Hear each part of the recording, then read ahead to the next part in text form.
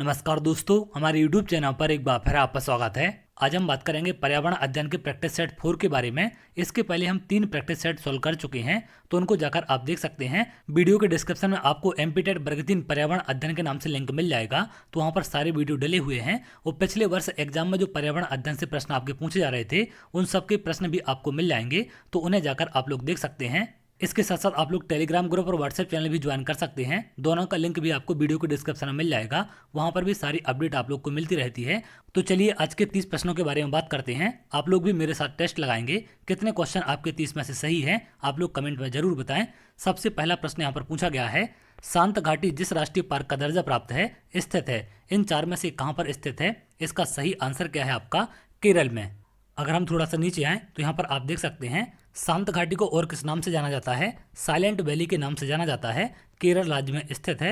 अगला क्वेश्चन यहाँ पर पूछा गया है, सुप्रीम कोर्ट ने पर्यावरण और वन मंत्रालय को कब यह आदेश दिया कि ताजमहल के क्षेत्र में हरित क्षेत्र विकसित किया जाए? तो ये कौन से सन में आदेश दिया गया था? 2004, 1994, 1984 या फिर इनमें से कोई नहीं? तो इसका सही आंसर है आपका 1994 में। अगले प्रश्न पर आते हैं। अगला प्रश्न यहाँ पर पूछा गया है, निम्न में से किस गैस के कारण पत्तियों का सिकुड़ना, पत्तियों का गिरना तथा आकार में छोटे होना पौधों में पाया जाता है? SO2, CO, NO या फिर इनमें से कोई नहीं? तो कौन सी गैस है? SO2। इसको हम क्या बोलते हैं? SO2 का नाम आप ध्यान रखेंगे, सल्फर डाइऑक्साइड से बोला जाता है। पौधों की पत्तियों में क्लोरोफिल को नष्ट करने वाली गैस सल्फर डाइऑक्साइड होती है। इसका रासायनिक सूत्र क्या है? SO2। इससे पौधों की पत्तियां सिकुड़ सकती हैं, गिर सकती हैं और आकार में छोटी भी हो सकती हैं। अगले प्रश्न पर आते हैं। अगला प्रश्न यहाँ पर पूछा गया है, भारत में कितने प्रतिशत भूमि पर वन है? 33.47, 29.47, 15.47 या फिर 24.62? तो इसका सही आंसर क्या है? 24.62% पर। अब यहाँ पर थोड़ा सा और नीचे देखें, अगर हम बात करें कि भारत में सबसे बड़ा वन क्षेत्र कहाँ पर है, तो ये कहाँ पर है आपका? मध्य प्रदेश में। इस पर भी कई बार प्रश्न पूछे जाते हैं।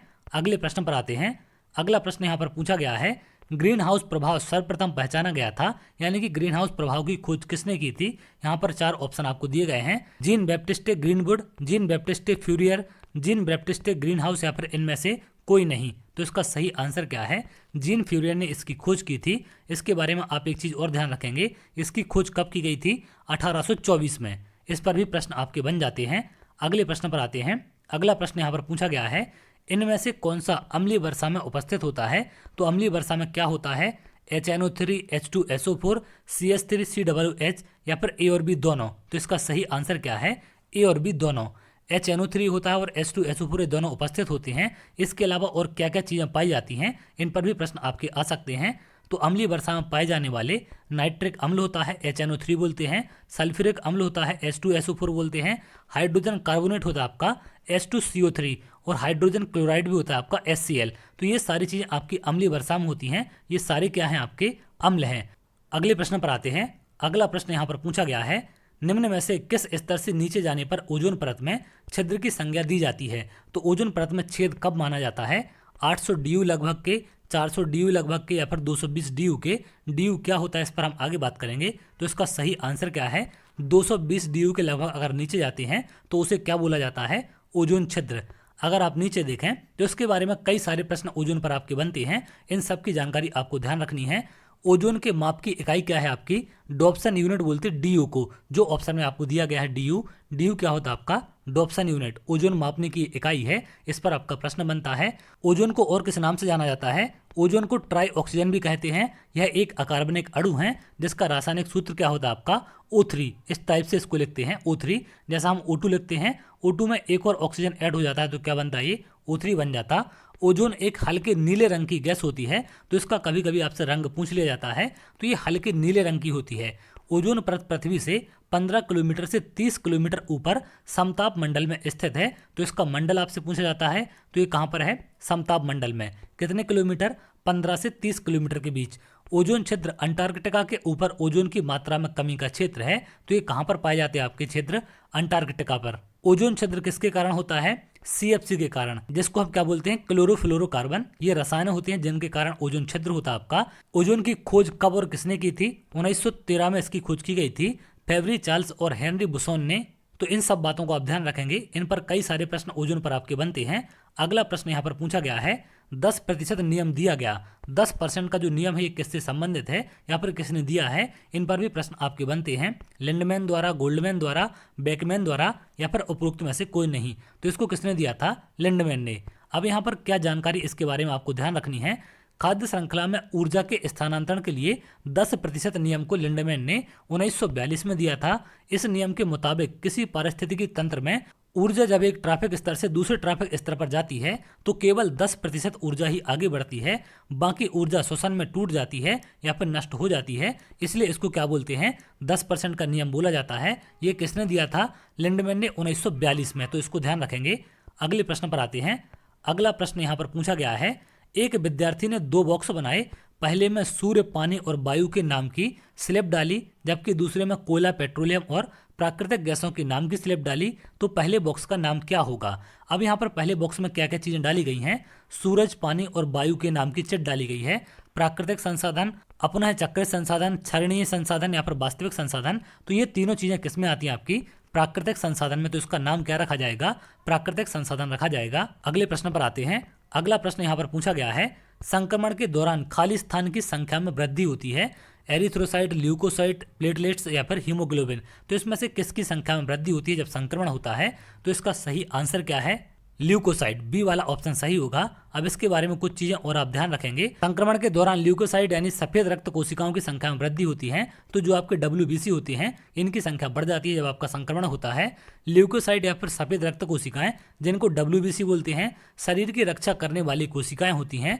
ये शरीर को संक्रमण और बीमारियों से बचाती हैं। तो इनका काम भी आपको ध्यान रखना है। इनका फुल फॉर्म आप ध्यान रखेंगे। व्हाइट ब्लड सेल इनको इंग्लिश में बोलते हैं, श्वेत रक्त कणिका इनको हिंदी में। इसका दूसरा नाम क्या होता है? आपका ल्यूकोसाइट्स। अगले प्रश्न पर आते हैं। अगला प्रश्न यहाँ पर पूछा गया है, पृथ्वी पर माउंट एवरेस्ट सबसे ऊंची पर्वत चोटी है। यह समुद्र तल से खाली स्थान ऊंचाई पर है। तो कितनी ऊंचाई पर है? इसका आंसर लगभग आप सभी को पता होगा। 8848 मीटर इसकी लगभग ऊंचाई है। तो ये वाला आंसर है। अब यहाँ पर कुछ प्रश्न और आपके बन जाते हैं। दुनिया की सबसे ऊंची चोटी, पर्वतीय चोटी माउंट एवरेस्ट को माना जाता है। यह कहाँ पर आपकी स्थित है? नेपाल में। तो ये चीज़ आप ध्यान रखेंगे, ये भारत में आपकी नहीं है। अगर यहाँ पर पूछा जाए कि भारत की सबसे ऊंची चोटी कौन सी है, तो इसको हम क्या बोलते हैं? K2 कंचनजंगा चोटी है। इसकी ऊंचाई कितनी है? 8586 मीटर। ये कहाँ पर स्थित है? आपकी सिक्किम में। तो ये प्रश्न यहाँ से आपके बन सकते हैं। अगले प्रश्न पर आते हैं। अगला प्रश्न यहाँ पर पूछा गया है, राष्ट्रीय पर्यावरण अनुसंधान केंद्र किस स्थान पर है? तो ये कहाँ पर आपका स्थित है? देहरादून, लखनऊ, नागपुर या फिर दिल्ली। तो इसका सही आंसर क्या है आपका? ये नागपुर में स्थित है। इसके बारे में कुछ चीज़ें और आप ध्यान रखेंगे। इसकी स्थापना कब की गई थी? 8 अप्रैल 1958 को। लेकिन इस टाइम पर किस नाम से इसकी स्थापना हुई थी? केंद्रीय सार्वजनिक स्वास्थ्य इंजीनियरिंग अनुसंधान संस्थान। तो इसके नाम पर इसकी स्थापना की गई थी। प्रधानमंत्री इंदिरा गांधी ने 1974 में संस्था का नाम बदलकर नीरी कर दिया। अब यहाँ पर नीरी का फुल फॉर्म भी आपसे पूछते हैं कि नीरी का फुल फॉर्म क्या होता है? तो नीरी का फुल फॉर्म होता है आपका national environment engineering research institute. ये क्या है? नीरी का फुल फॉर्म है।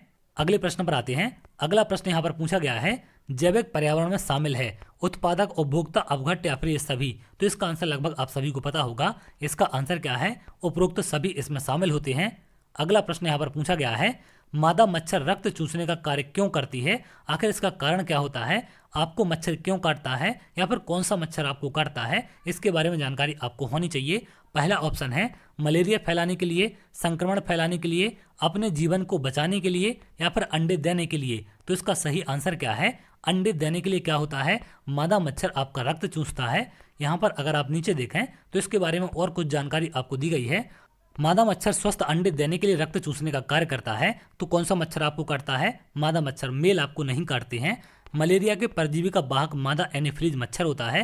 तो इस पर भी प्रश्न आपके बन जाते हैं कि मलेरिया परजीवी का वाहक कौन सा मच्छर होता है? तो मादा एनीफिलीज इसका आंसर है। इसमें कौन सा परजीवी पाया जाता है, उसका नाम क्या है? तो मलेरिया में कौन सा पाया जाता है?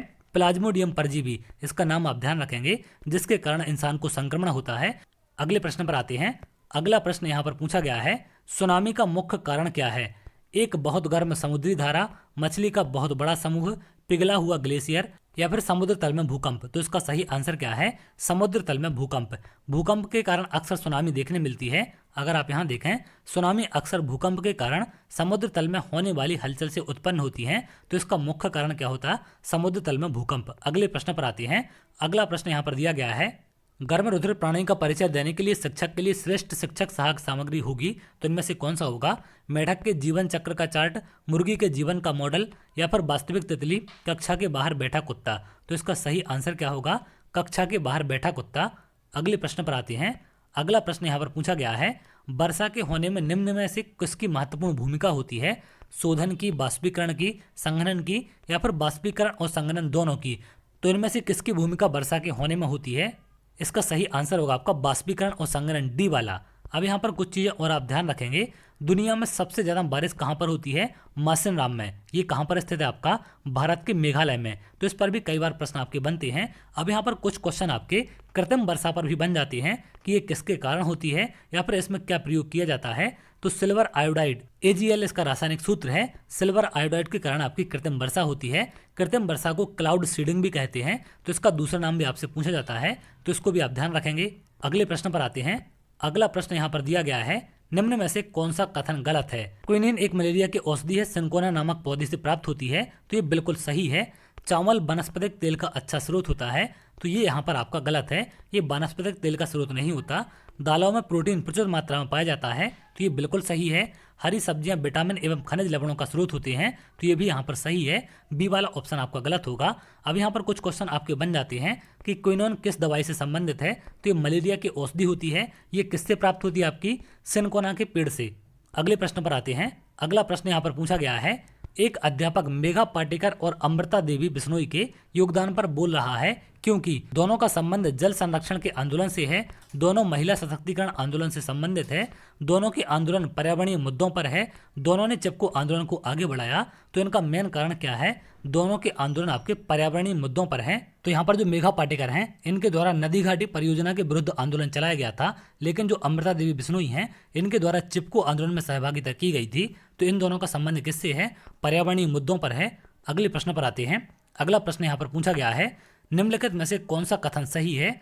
मनुष्य और पौधे दोनों के द्वारा ऑक्सीजन और कार्बन डाइऑक्साइड का निष्कासन होता है। मनुष्य ऑक्सीजन और कार्बन डाइऑक्साइड दोनों का निष्कासन करता है। पौधे ऑक्सीजन और कार्बन डाइऑक्साइड दोनों का निष्कासन करते हैं। उपरोक्त में से कोई नहीं। तो कौन सा कथन इनमें से सही है, ये हमें यहाँ पर बताना है।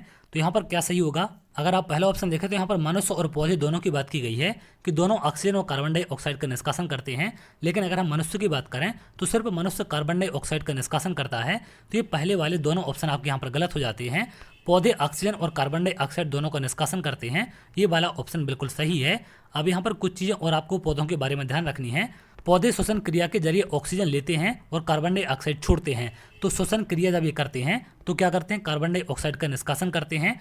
प्रकाश संश्लेषण की क्रिया में पौधे कार्बन डाइऑक्साइड लेते हैं और ऑक्सीजन को छोड़ते हैं। तो यहाँ पर एक बार ऑक्सीजन छोड़ते हैं और एक बार कार्बन डाइऑक्साइड, लेकिन श्वसन की क्रिया में कार्बन डाइऑक्साइड छोड़ते हैं और प्रकाश संश्लेषण की क्रिया में ऑक्सीजन। तो पौधे ऑक्सीजन और कार्बन डाइऑक्साइड दोनों का निष्कासन करते हैं। सी वाला आंसर यहाँ पर आपका सही हो जाएगा।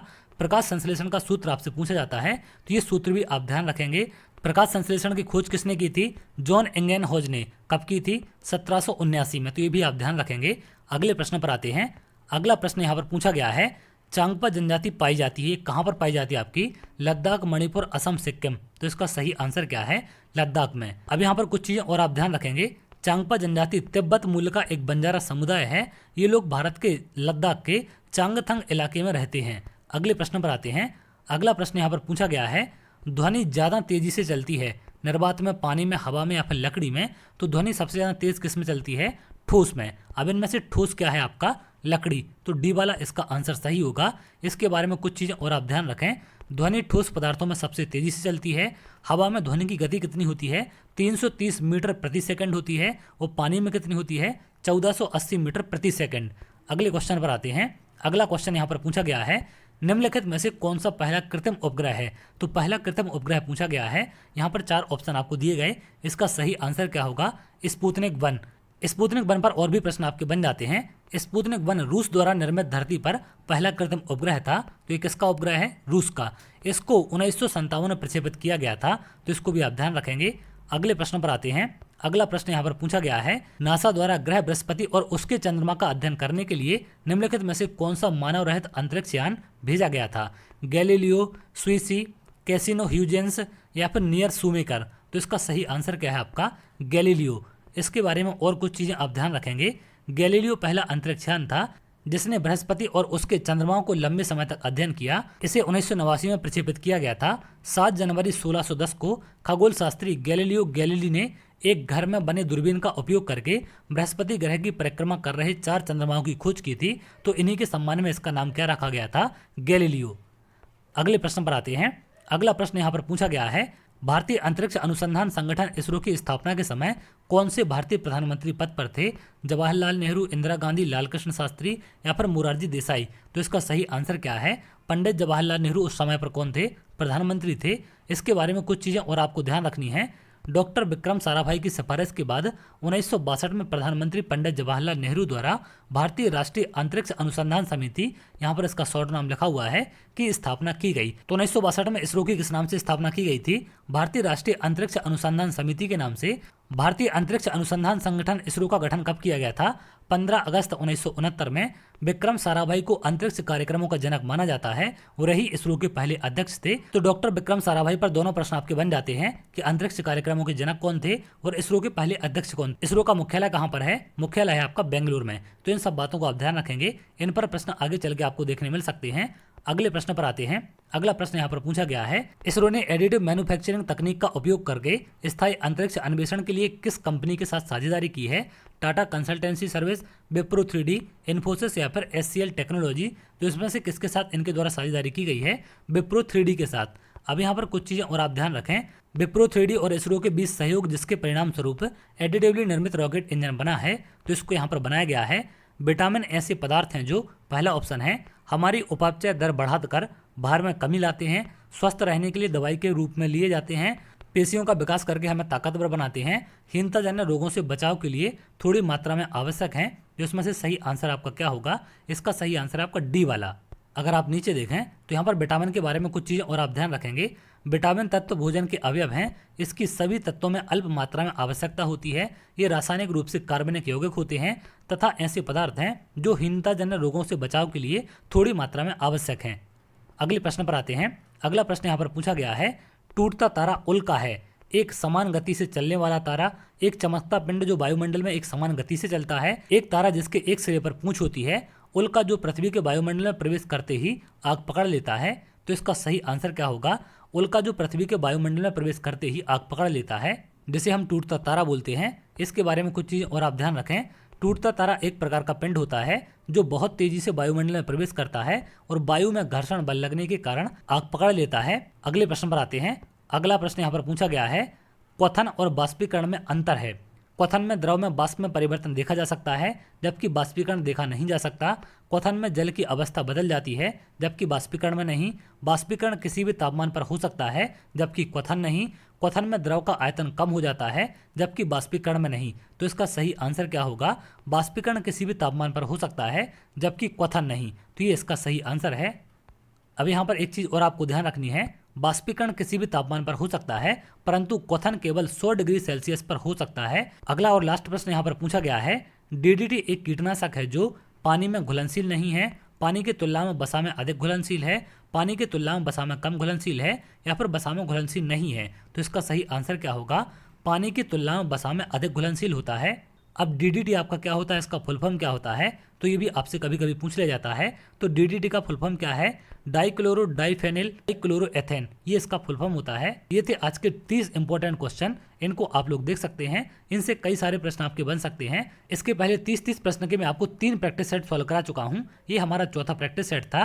तो यहाँ से आपको 120 प्रश्न मिल चुके हैं। इन 120 प्रश्न से ना जाने कितने प्रश्न आपके बन सकते हैं, तो इन्हें आप देख लें, इनके आप नोट्स भी बना सकते हैं। इसके साथ साथ संदीपनी एकेडमी हटा एप्लीकेशन पर एक टेस्ट सीरीज लॉन्च कर दी गई है वर्ग 3 को लेकर। वहां पर भी इसी प्रकार के प्रश्न आपको देखने मिलेंगे। तो अगर आप और अच्छे लेवल की प्रैक्टिस करना चाहते हैं या फिर और नए नए क्वेश्चन की प्रैक्टिस करना चाहते हैं तो आप एप्लीकेशन पर ज्वाइन कर सकते हैं। बहुत कम चार्ज में आप लोग के लिए टेस्ट सीरीज रखी गई है, मात्र 149 रुपये में। ज़्यादा पैसा 500-600 रुपये खर्च करने की आपको ज़रूरत नहीं है। इतने कम पैसे में मैं आपकी प्रैक्टिस करा दूंगा। अच्छे लेवल के क्वेश्चन आपको देखने मिलेंगे और बेहतरीन तरीके से आप लोग वहाँ पर टेस्ट लगा पाएंगे। आप लोग संदीपनी एकेडमी हटा एप्लीकेशन डाउनलोड कर सकते हैं, डिस्क्रिप्शन में आपको उसका लिंक मिल जाएगा। तो पहले 50 लोगों के लिए 149 रुपये में टेस्ट सीरीज दी जा रही है। आप जाकर इसे परचेस कर सकते हैं और बेहतरीन तरीके से अपने वहाँ पर प्रैक्टिस कर सकते हैं कि कितने क्वेश्चन आपके सही हो पा रहे हैं या फिर कितने गलत हो पाते हैं। क्योंकि यहाँ पर तो मैंने क्वेश्चन आपके सॉल्व करा दिए हैं, तो उतना अच्छे से अंदाजा आप नहीं लगा पाएंगे। आपको अपना समय भी मैनेज करना है। इसके साथ साथ क्वेश्चन आप कितने सही करते हैं, कितने गलत करते हैं, इसका अंदाजा आपको खुद टेस्ट देंगे तभी सही तरीके से लग पाएगा। तो आप लोग टेस्ट सीरीज वहाँ पर लगा सकते हैं और अपना आकलन कर सकते हैं कि आपको किन टॉपिक की जानकारी है या फिर कौन से टॉपिक आपके कमजोर हैं, तो उनको आप लोग इंप्रूव करें जिससे आपके नंबर आगे बढ़ सकें। अभी वहाँ पर सब्जेक्ट वाइज टेस्ट डलना स्टार्ट हो चुके हैं, धीरे धीरे करके फुल लेंथ टेस्ट भी आने लगेंगे। तो अभी आप लोग सब्जेक्ट के 10 टेस्ट वहाँ पर लगा सकते हैं। प्रत्येक सब्जेक्ट के 2-2 टेस्ट डल चुके हैं, उनको आप लगा लें। उसके बाद जब फुल लेंथ टेस्ट डलना स्टार्ट होंगे तो आप लोग फुल लेंथ टेस्ट लगाएं। लेकिन इन 10 टेस्टों से आपको एक चीज़ करनी है, जो टॉपिक के आप क्वेश्चन गलत कर पा रहे हैं पहले आप उनको सही करें, उनको आप पढ़ें, उसके बाद ही आप लोग फुल लेंथ टेस्ट लगाएंगे जिससे बेहतर तरीके से वहाँ पर आप स्कोर कर सकें। तो चलिए मिलते हैं अगले वीडियो में, तब तक के लिए बहुत बहुत धन्यवाद।